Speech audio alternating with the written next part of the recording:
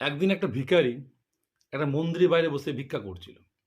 যেই মন্দির থেকে যাচ্ছে তার কাছে ভিক্ষা চাইছিল, কিন্তু প্রত্যেকেই মুখ ঘুরিয়ে চলে যাচ্ছিল, কেউ কিছু দিচ্ছিল না। ভিখারি মন খারাপ হয়ে গেল। সে তখন কি করলো, ওখান থেকে একটা মসজিদের বাইরে গিয়ে বসলো।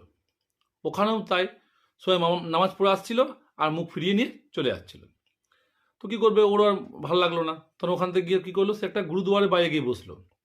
ওখানে সেম ঘটনা ঘটলো, কেউ কিন্তু কিছু দিল না, সবাই মুখটা ঘুরিয়ে নিয়ে চলে যাচ্ছিল।